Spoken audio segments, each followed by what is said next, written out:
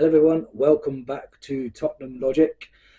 Firstly, I just want to apologise. I haven't made a video in the last few days. I'm still getting used to doing night shifts.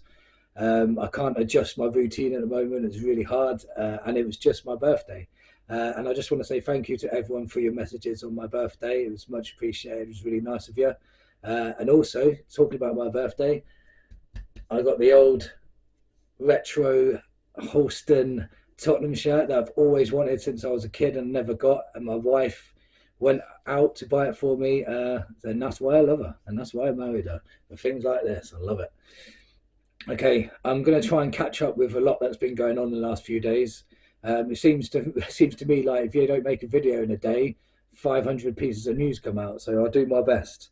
So I just want to start with talking about the Alexander Isak links.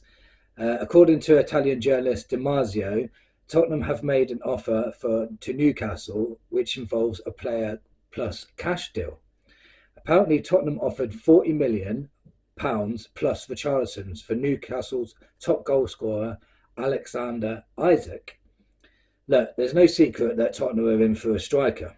And let's be honest, Alexander Isak would be an ideal person to be putting up front for Spurs, especially by the way we play. But knowing us as Tottenham fans, do you really think Levy would splash out for expensive summer striker like that, which would probably cost in the region of 120 million? I don't think so. That's just not how the club works, unfortunately. Charlton himself commented on Marzio's report to say it was fake, which literally put it to bed. My problem with this is, why is Damasio lying about it? I know there's not much transfer talk because of the Euros at the moment, but I'm glad that Richarlison called him out and said, you're lying. Like, stop making up stories if it's not real, you know? And like, to be fair, do you really think Spurs would like go all out and go behind Richarlison's back and say to Newcastle, yeah, you can have Richarlison as well, without even speaking to Richarlison or getting his permission? That would be weird. So as soon as this story came out, I didn't believe it, to be honest. It would be nice to have a striker like Isak, but I just don't think we're at that level yet to attract a player of that calibre. Every team wants him at the moment, you know, and horrible to say it, he's more likely to go to Arsenal if Arsenal win him for him. So sad to say at the moment, but, you know, give it time. We could start attracting those players. We do need a striker though, so let me know in the comments what striker do you think we can realistically get, because I still think we can realistically get Ivan Toney, and I still think he'd be ideal signing for us. So let me know what you think of that. So the next bit of news was about Bentancur. I think that came out today. Apparently he's got links to Galatasaray and he's open to the move because of a couple of Bulgarian players play for Galatasaray now. I can't remember who they are off the top of my head. But apparently he's open to the move. I don't think this is true either. I don't think that he would want to jump from the Premier League to the Turkish League, especially because he's like a top international. He's 27 years old. He's still in his prime. And I wouldn't want him to go either. I think Bentancur staying at this club is imperative in going forward because he's such a good player. Once he gets back to form, everyone will see how good he is again. I think people have forgotten since his injury how good he actually was before he got injured. The other bit of story is Jacob Ramsey. Spurs are looking at signing him from Aston Villa. I like the player. It doesn't. How can I explain this? I'll be underwhelmed by the signing if we signed him, but he's a kind of player that can improve and get better and then prove me wrong. But at the moment, that's not the kind of player that I would like to bring in.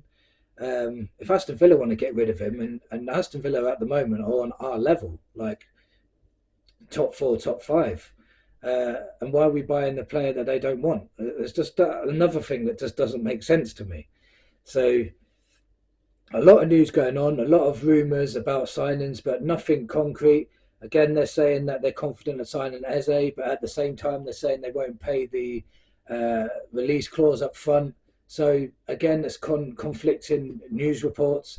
Yeah, we're confident of signing, but we're not going to pay the release clause. If someone like Arsenal do come in for Eze, they will pay the release clause like that, boom, and we ain't got him. So if we've got targets, we need to stump up the money and give Levy needs to give the money and buy these players. If these are our targets that we want to buy, and unless again, Ezzy's a smokescreen. Gallagher story still won't go away. Gallagher, I've said this for a long time now. He'll be a good signing, but I just think he's Chelsea through and through. It's going to be too complicated to sign a player like that. He doesn't want to go. He'd probably rather go to Aston Villa anyway. So it's not just stumping up the money for him. It's also him wanting to come, and I don't think he wants to come. And I don't think Ange Postecoglou wants a player that doesn't want to be here 100%. So that to me ain't going to work either. And so there's a lot of rumours, and I think a lot more will happen as soon as the Euros finish.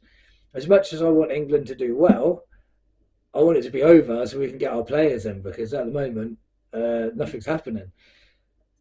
You have to take into account the financial fair play. I think the start of the new year is the 1st of July and the end of it is the 30th of June. So that's probably why a lot of transfers are holding off so they can start a new financial year maybe.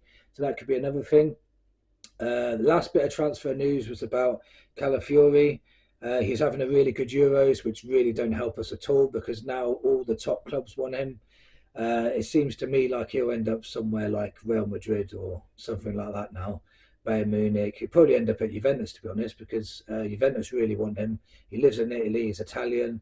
Juventus are the biggest club in Italy, along with AC Milan. So, yeah, I think he'll end up there. So even that links, I don't believe. So I wonder who we're going to end up with in the end. Let me know in the comments who you think we're going to sign this season, what's realistic and what's not.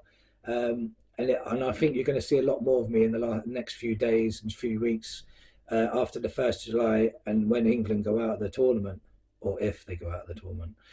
Anyway, I'm stuttering now. I'll see you all on the next one. Comment below all everything I've spoken about today and all your opinions, and I'll try to reply to every single comment. Until next time, come on, you Spurs.